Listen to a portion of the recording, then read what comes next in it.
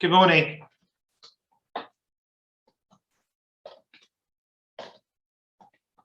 Where are we?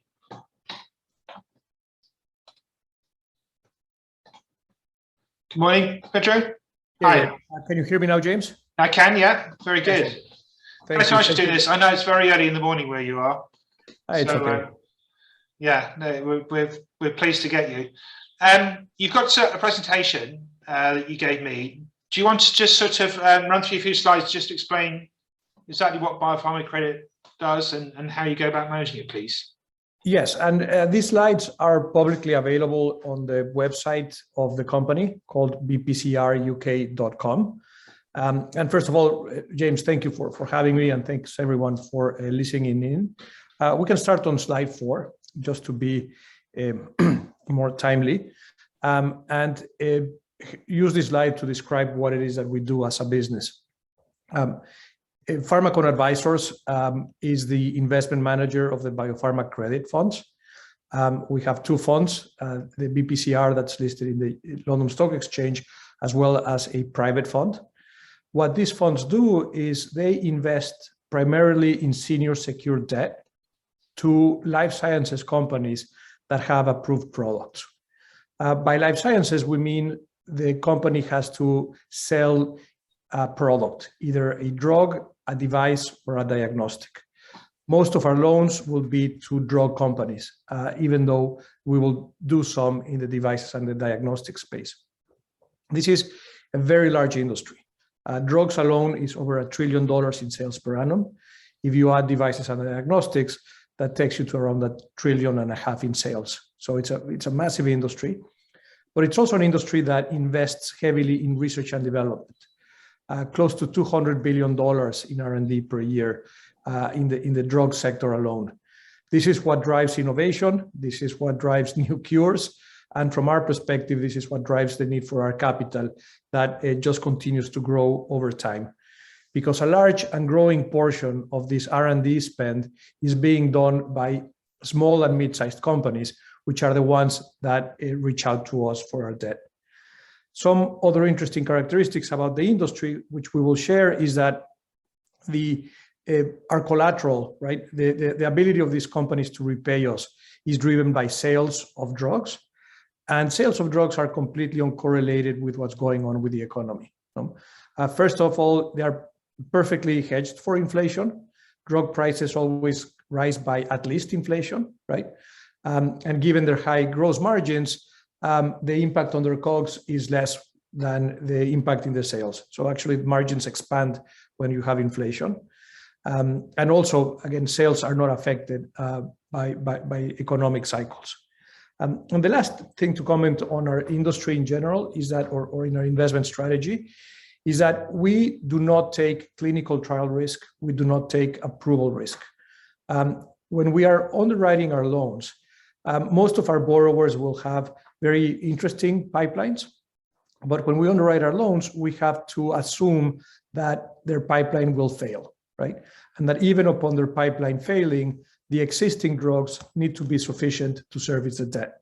If that is not the case, then we will not invest. So that way we have been able to separate ourselves from some of the largest drivers for volatility in our industry.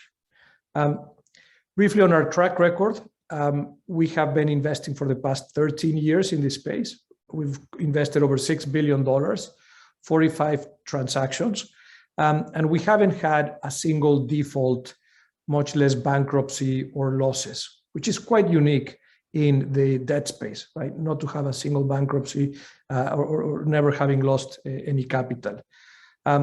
We started investing out of serial private funds. They generated a net return to investors of 10.4%. Those funds no longer exist, so there's no assumptions here. This is actual returns. And as I was mentioning earlier, we're currently investing out of 2 vehicles, BioPharma Credit PLC that has an NAV of around $1.4 billion, as well as a private fund that currently has about $1.3 billion in commitments. Having 2 funds really helps us diversify the funds. It allows us to do large transactions without overly concentrating any single portfolio. The allocation policy is very straightforward. We have to offer 50% of every deal to both funds because both funds are seeking the same type of investments. From our perspective, it's a view to diversify our sources of capital more than anything else.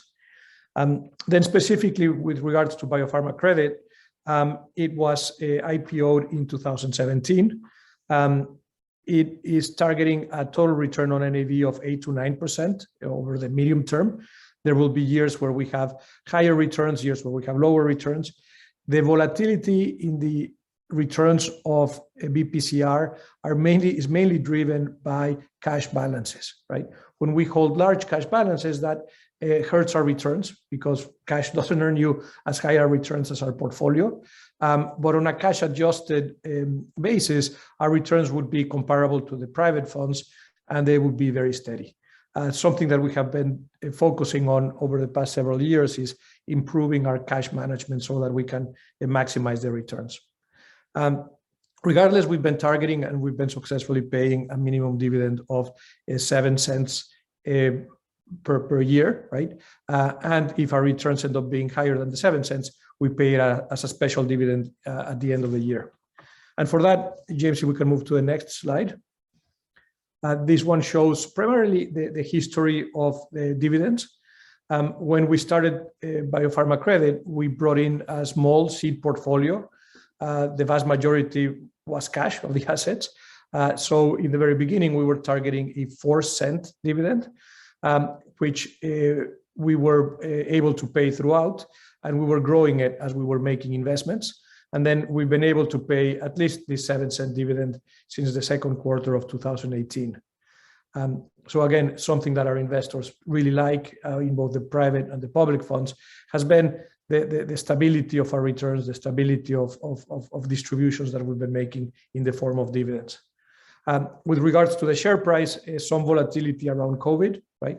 Some volatility more recently, a little bit unexplained, if you ask me, because there has been no changes to our portfolio, no changes to the value of our portfolio, no real changes to our market.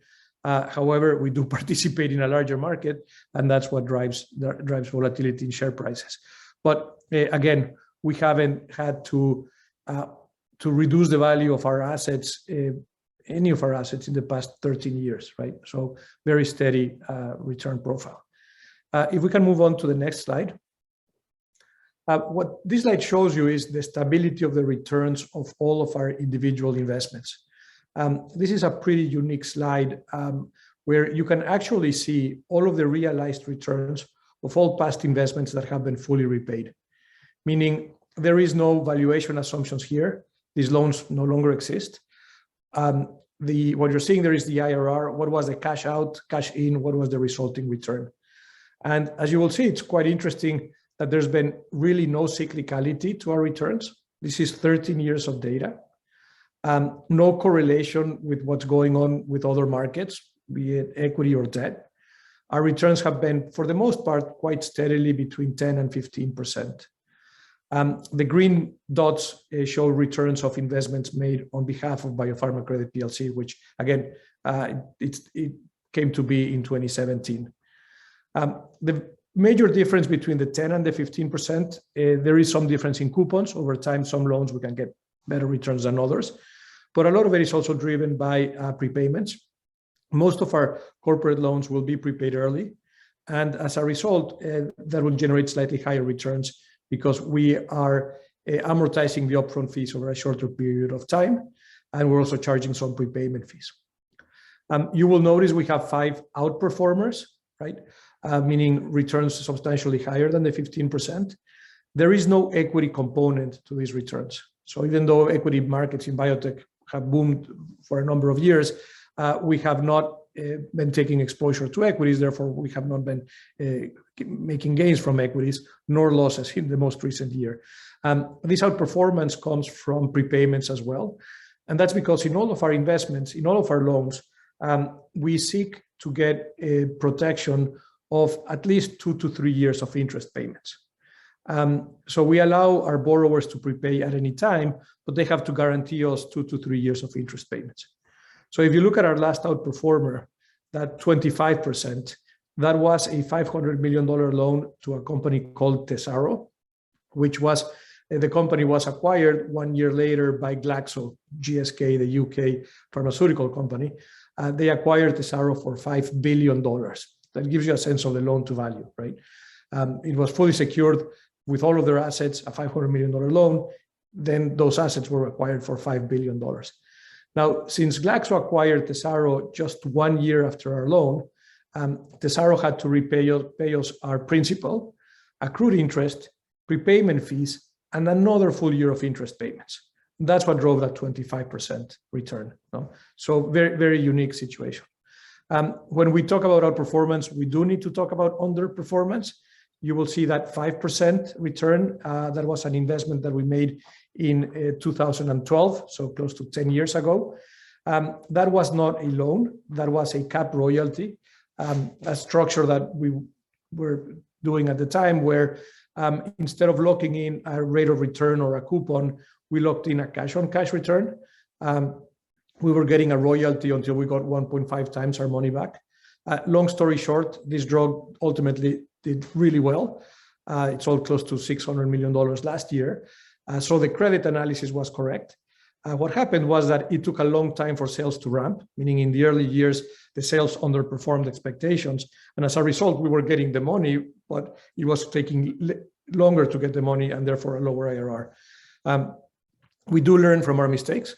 That is the last time that we did such a structure. And again, that was 10 years ago. But I like to remind myself of it every time I talk about our business. In the next slide, James, please.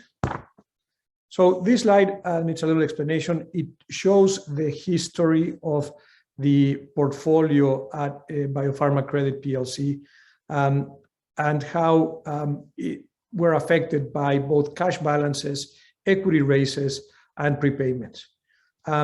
We make about 4 to 6 loans per year. So it takes a very long time to originate these loans. These are companies that we are in discussions with for a number of years. So if at any point in time we see ourselves with cash, I cannot go to a Bloomberg machine and pick a couple of investments, right? We need to wait for the right investment to come along. And that results in certain periods where we do hold significant cash balances. And again, given the low returns on cash, that affects our returns. What you see here is the cash balance is the blue columns. The dark gray, those were the seed assets. Those were the assets that we brought in at the time of IPO so that we could have some income from the beginning. Those investments were fully repaid within a couple of years as expected, right? They had a very short duration. Then the light gray columns, those are investments that were made on behalf of BPCR, but that have since been repaid, meaning they had to be replaced by new investments. And then the green columns are investments that were made on behalf of BPCR that are still around, right? They are still part of the portfolio.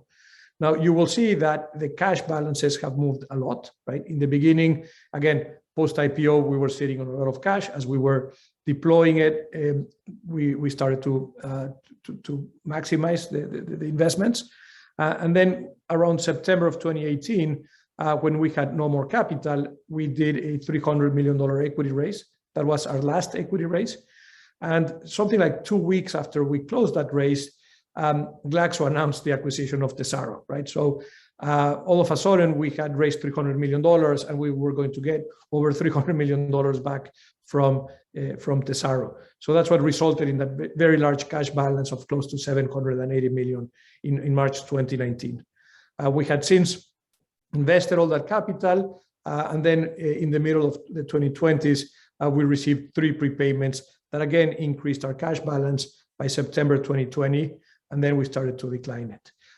One thing that we've been doing is you see that even though by the middle of 2020, our cash balance was running quite low, we did not issue more equity. Instead, we put on a debt facility with JP Morgan that, while still expensive in my mind, it's still not as expensive as equity, right? So we were able to continue to be able to invest, continue to talk to companies without having to go and issue equity that would be dilutive. Then as of March of this year, not only had we invested all of our cash, but we actually drew on the debt, right? So we drew about $140 million of debt to make the last investment. So right now we are running full steam, right? The portfolio is fully deployed. There's a tiny amount of leverage. So the return should be quite amazing for this year. The boxes below show you, I mean, how much we've been investing, right? Since we started, we have been repaid $1.6 billion, right? But since then, we've also invested about $2.8 billion. So we can recycle the capital. We just have to do it carefully, right? Not be pressured by timing. And then the debt, again, even though it's small, 138 million, we pay LIBOR plus 275, which is significantly less than what we're getting in our portfolio. So if we can move on to the next page, this shows the current portfolio.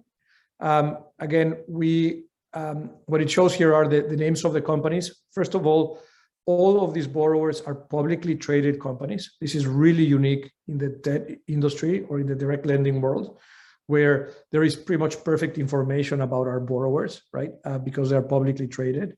And also these are companies that have access to equity capital, maybe very dilutive given current share prices, but they have access to capital. When you look at the IRR to maturity, that is the expected return, assuming no prepayments, and also assuming that LIBOR stays below the LIBOR floors in our loans.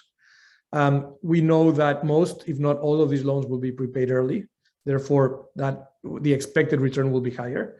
And also LIBOR is already higher than our floors. So the returns will already be higher. We do have a couple of large investments, right? Sarepta and Collegium. And James, if it's okay with you, maybe we can spend a couple of minutes talking about those transactions specifically. Maybe just before we do that, in the next page, page 9, just to make the point that I said about the uncorrelated nature of drug sales versus the economy, right? Here you can see sales of pharmaceuticals since 2001. And if you pay attention to the 2009 period, right, the financial crisis, drugs continue to grow, right? So while many industries shut down and were affected, the sales of these drugs and the collateral value of our loans did not decline, right? Because again, sales of pharmaceutical products are driven more by population dynamics and new product discovery. So James, should we jump onto a case study, or do you have any specific questions? I think we should tackle some of these questions because they are coming in thick and fast at the moment. Perfect. Let's start with, just to have that slide up in the background, how do you go about finding these loans in the first place? How do you actually identify them?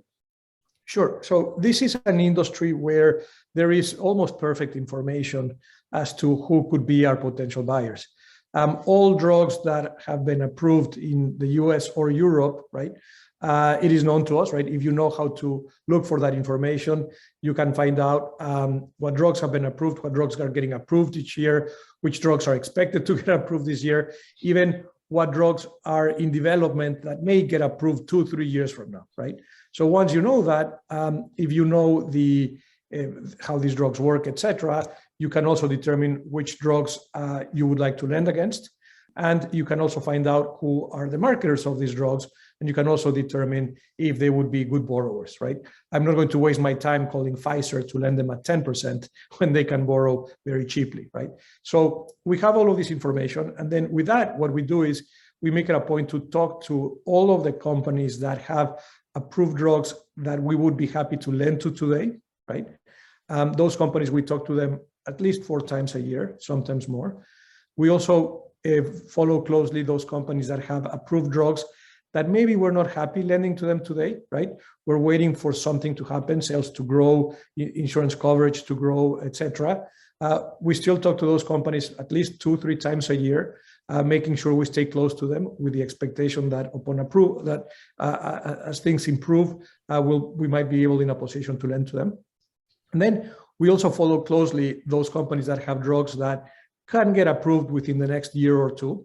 Even though we cannot lend to them today, it's important for us to start to build a relationship with that management team and for us to start learning about that drug and that disease. So on every year, we will talk to around 250 companies, right? Many of them multiple times a year. And we ultimately close 4 to 6 transactions. So it is a very relationship-driven business that we've been very good at. And again, having been in the market for 13 years, you do build a certain reputation. Cool, thank you. Well, you've got large amounts of cash. What do you actually do with that? Do you do anything with it? Is it invested anywhere, or? Yes, when we have large cash amounts, we invested in money market funds, or treasury bonds. So we do not risk the cash, right? We make sure we're maximizing as much income that we can get out of that cash, right? Without taking risk. Okay. Now, there's an interesting question here that I think it goes to the heart of this. Do you think you're fully invested now, partly because of the fact that equity markets are so low? So the implication is it's quite expensive for these companies to raise equity rather than borrow from you. So partially that has something to do. I would say it's more because we have been managing our cash better, right? Because of two reasons. One, because we found a way not to have to issue equity, right? Had we issued equity in the past, then maybe we would still be having some cash. And because we were able to put on this debt facility. I would say that is by far the largest reason.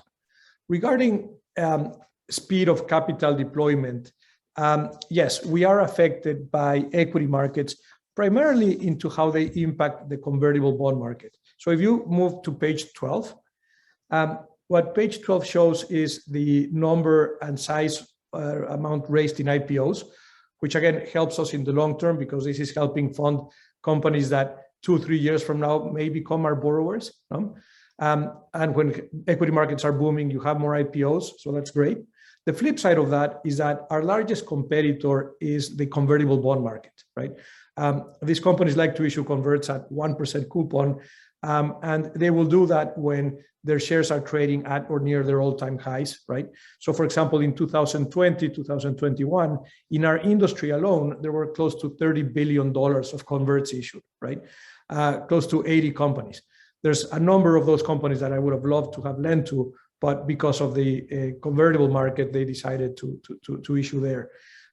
We've gone through cycles like this in the past, and what we have learned is that you should not push yourself in those situations, meaning we did not reduce our yields to try to compete with the convertible market, and we definitely did not reduce our underwriting criteria. So during those 2 years, we slowed down a little bit our investment activity, right?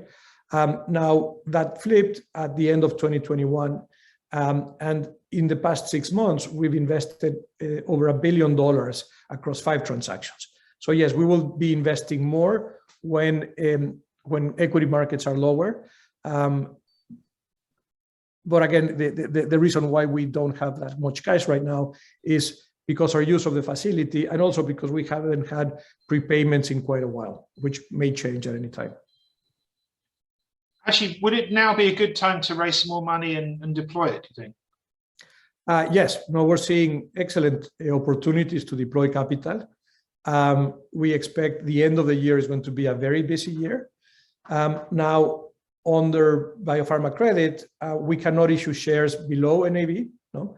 And right now, shares are trading at a discount. Again, that's the market. It's not under our control. So we won't be able to issue any equity soon. We do have some room available under our credit facility, right? We have another 150 million or so. We do expect we might get some prepayments. So we're not in no hurry to issue more equity. And also we have access to capital in the private fund. Okay, thank you. In terms of these sort of ticket sizes here, I mean, some of these are very big. And as you said, we probably should talk about those 2 individual ones in a second. But what drives the ticket size? Sure. The actual ticket size of how much companies are borrowing is driven, well, first of all, by their needs, right? They will only borrow what they need, but then our willingness to provide, to participate in loans of this size is driven by their ability to pay it back, right? And that will be driven by the particular products, right? And the diseases that these products treat. And again, that's why it's good to talk about them individually. Now, with regards to the concentration in the portfolio, when you're making 4 to 6 investments per year, you will have some periods of time, particularly as we continue to build the portfolio, where you will see some concentration, right? I mean, the very first investment was 100% of the portfolio. As you continue to invest more, then these concentrations decline. We do expect the portfolio is going to peak at around 20 investments. Right now, there's 11. If we hadn't had as many prepayments in the past, you would see less concentration today. But again, we just focus on continuing to do the right deals. I think these are kind of like the largest that we would do, not in terms of the size of the loan. We do see there could be loans of $1 billion plus getting done, but we wouldn't do them all by ourselves, right? For $1 billion, we might bring in co-investors or competitors, etc. I think Sarepta, which is $350 million, is probably about the largest that we would ever put in BPCR. Okay. Those IRRs, are they just based on the coupons, or is that including some kind of estimate of prepayment or something else? Sure, no, that's just coupon and upfront fees. And in some cases, we have back-ended fees, meaning it's not a prepayment, they just have to pay it when they repay the maturity. So this is assuming no prepayments. And it's also assuming that LIBOR stays below the floor. We have about half of the portfolio is floating. And in those cases, the floor is in some cases 1%, and it goes as high as 2%. Right now, LIBOR is at 2.5%. So these numbers are already wrong, right? We know for a fact that the IRR will be at least slightly higher if LIBOR stays at this level for a short period of time, right? If it stays longer, then it's going to be much higher. So that feeds through to the dividend in time, or at least the special dividends. Correct. So again, the expectation is that given, and we mentioned this when we made the last investment in March, right? We mentioned it publicly, that having a portfolio that was fully invested, right? Assuming no surprises, then the dividend is more than covered, and it should warrant a nice special dividend this time around. So the yield, I mean, with the shares trading at 93, right? If we expect returns of 8+, right, then the 1-year yield looks quite attractive. Do you always hold these loans through to maturity? I mean, unless they're prepaid, or do you ever sell them in the secondary market? We have only sold one position ever, and that was that 5% capped royalty that we made in 2012. And the reason why we sold it is that it was the last investment in that particular fund, right? And it still had another 2 years to go. And we felt that we owed it to our investors to just sell it and return capital, even if that meant that we would stop earning fees, right? But that was the only case. So we don't foresee an intent to sell ever. No. Okay. What's the sort of duration of the overall portfolio? If everything goes to maturity, right now it's going to be probably less than 3 years. Okay, so it's relatively short duration, really. It's fairly short duration, particularly where it sits now, right? The last investment that we made, the large one, which was Collegium, has a fairly short duration. Okay, now let's talk about. Should we talk about Collegium? Sure. What page is that? So that would be in page 15. And again, there we go. This is the largest position in the book, right? The credit metrics of the transaction are just unique. It is a $650 million loan that we made to this company, Collegium, that at the time they had 2 approved products, Xtampza and Nucynta, and they used the proceeds to acquire another company called BDSI for $650 million. BDSI had this product, Belbuca, that it's about the same size as Xtampza and Nucynta individually. It also has 2 smaller products, but these were the key ones. Now, as a result of this acquisition, Collegium this year is going to have sales of close to $500 million, right? And generating EBITDA of close to $250 million. So if you look at the credit metrics, and you don't have to be a life sciences specialist, I mean, just for any lending space, right? This is a loan that has less than 3 times debt to EBITDA from the start, right? And we're in a market where levered loans are being done at 8-9 times debt to EBITDA. This is less than 3 times. And not only that, but it's going to be declining very quickly because the loan amortizes very fast. The first 100 million gets amortized straight line over the first year, and the remaining 550 million will be amortized quarterly straight line over the remaining 3 years. So very short duration, very quick return of capital. So the balance is going to be declining at a time when EBITDA is going to be growing. Now, EBITDA is going to be growing because 2 of these 3 products are still growing, but most importantly, because the synergies are going to be kicking in. Belbuca is a product that gets sold to the same physicians that you sell Xtampza and Nucynta to. Therefore, you can shut down all of BDSI, right, without impacting sales. So the company is expecting $75 million in synergies conservatively, right? And they're definitely going to realize that. Now, some people ask, well, why would a company like Collegium with its credit metrics pay over 10% for debt, right, when they could have easily achieved it elsewhere? And the reason is that they didn't have the time to run a process and go to multiple lenders and multiple borrowers. When the opportunity to buy BDSI came about, which was in December of last year, BDSI went to Collegium and said, look, there's a perfect fit between our 2 companies. If you can come up with a fully financed offer within the next couple of weeks, we won't run a process, right? Assuming we can agree to terms. If not, we will just open it up. Collegium last year was in a similar situation. They actually ran a process. They invited us to participate and others to participate. They wasted like 3 weeks, 4 weeks just talking to potential lenders, and somebody showed up and bought the target, right? So this time around, the company didn't want to take that risk. The CFO called us December 31st and said, look, we're talking to BDSI. If you can come up with a commitment within 2 weeks and we can agree to reasonable terms, then we will not go to anybody else. We know we're paying you more than we should, but the savings that they could have generated by going to other lenders, maybe 200 basis points, right, would have been nothing compared to the EBITDA that they would have been risking, right? So that's why they agreed to do this loan at this rate with us. Now, why would we feel comfortable committing to a loan this size in 2 weeks? The answer is we knew these companies very, very well and these products. At the time, in December 31st, right, when we made this decision, we had a $200 million loan outstanding to Collegium, right? So we knew it very well. And we also had a $100 million loan outstanding to BDSI. So we were lenders to the buyer and to the target, right? So we knew both products very well. We had been diligencing them since 2015, right? That's our first loan backed by Nucynta. So we were very close to this market, very close to these companies. We knew very well that within 2 weeks, we could easily just recheck our diligence, talk to IP counsel, et cetera, and get comfortable. So that's the story of this pretty unique situation. Again, it's unique because it's a company that is generating a lot of cash flow, right?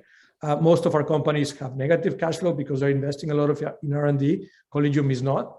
And the other thing that's important here is that they can easily refinance us for much cheaper debt. The reason why they won't do it immediately is because there's this 2-year make-whole, right, that I had mentioned earlier. So it would be very expensive for them to refinance us now.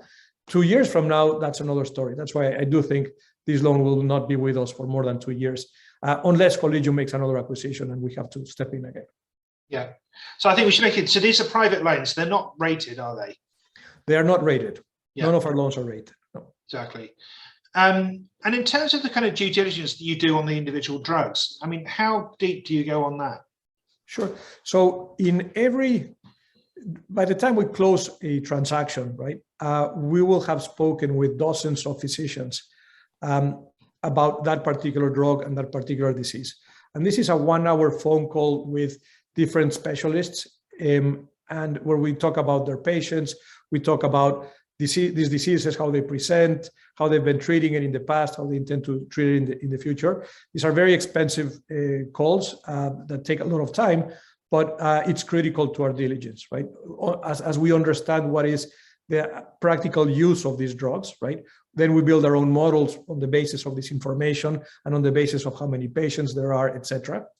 Other important aspects of our diligence will be every time we will hire IP counsel, right? That will look at the patents of these drugs, and we'll talk to the company's patent counsel and give us certainty that there is patent protection going beyond the maturity of our loan. One of the reasons why we've said no to deals in the past has been because we don't feel very comfortable with the IP. And then depending on the situation, we might need to bring in manufacturing consultants. If it's a drug that's difficult to manufacture, we might bring in regulatory consultants. We might bring in reimbursement consultants. Those things will vary. But what never varies is our calls with physicians. And many times we have calls with physicians even before there's even an opportunity to make a loan. So if there is a particular drug that we like, right, that we think we want to start courting management, right, we will start having phone calls with physicians to, number one, get certainty that this is a loan that we really want, but also it makes us sound smarter when we're talking to the management teams, right? They understand that we know them, and that's critical because they view us as their partners, right? We're going to be with them for the next several years, and they do appreciate having as a lender someone who understands their drug, their market, the science behind it, etc. And then when you've made the loan, how often are you talking to them? At least 4 times a year, sometimes multiple times a year, right? Again, it does help a lot that these companies are publicly traded. So we follow their earnings announcements, we listen to their calls with analysts, we read the research reports, and then we have one-on-one calls with our management teams. On the sort of big picture, is there any concern around kind of drug price controls? No, I mean, that's been a question since I started in 2009, right? And that question is much older than that even. I think there has been a lot of more responsible pricing over the past several years. If you pay attention, you haven't heard many stories about price gouging, right? And that's because most companies have made it a point to price drugs accordingly, right? Correctly. And it's one of the things that we focus on a lot in when making a decision is this drug priced appropriately? Because that's going to determine whether, number one, you're going to get bad press, etc., which nobody wants, but also will the government pay for it? Will insurance companies pay for it? That's why you're no longer seeing big increases in drug prices, right? And why you're not hearing many histories about new drugs being priced exorbitantly. Many of these drugs are expensive, not Collegium's. Collegium's drugs, they go to a pretty wide population, so they're not priced very expensively. But some of our drugs that have very few patients, that treat what are called orphan diseases like Duchenne muscular dystrophy, etc., they will be very expensive on a per patient basis. But again, that's the only way that you can support the development of drugs for these diseases, right? And as interest rates are rising, are you going to increase the proportion of floating rate loans within the portfolio? So we will continue to try to get as much of it being floating as possible, right? Again, we have about 50% of the portfolio floating, maybe a little bit more. That will continue to be the objective. No? Okay, cool. We're running out of time. There's lots of questions here, but I mean, in terms of your discount, any idea why that's opened up? Do you think it's just a sort of byproduct of people seeing the sell-off in the equity? No, I think it's more, we still have kind of like a concentrated register, right? And while there is liquidity, the shares trade about 1 million or so a day. It's not liquid enough to support a large seller, right? So if for whatever reason you have a large seller having to reduce their position, it's just one person, right? If there's not a lot of active buying right now, there's not a lot of investors looking to deploy new capital. Then if you're selling into a market where you don't have buyers, then you see a reduction in the share price. So I don't think it's linked at all to our performance, right? I think it's just more market dynamics. No? Well, an opportunity. If you see for example, the only time that we had this big decline where we traded as low as 80% of NAV in March, that was when Invesco, which was our largest investor, Caroline gave orders to just sell their entire portfolio, right? And that provided a very unique opportunity, to investors to come in at a very attractive price. Yeah, indeed. There were lots of bargains then. Yep. Wish we'd all had a bit more money. So thanks very much indeed for this. I think that's a great introduction to the company. We'll maybe get you on again in a year or so and see how things are progressing. But we'll keep talking to you, keep following you. And thank you very much for your time this morning. No, thank you, and thanks everyone for listening. And yes, there are many interesting things happening, definitely before the end of the year. So I really look forward to giving you all an update. Yeah, and as you said, this presentation is on your website, isn't it? So correct. All the stuff we couldn't cover on time we had today, you can go away and read it there. Thank you. So we'll be back next week talking to the Schroeder BSC Social Impact Trust, which is now more firmly established, and Andrew Hattie will be here rounding up what's happened in June. It's been quite an interesting month. And then the week after that, we'll be talking to David Collin from DCBS Backed Income. So thanks very much indeed for tuning in today, and have a very good week, and we'll see you next Friday. Thanks, goodbye.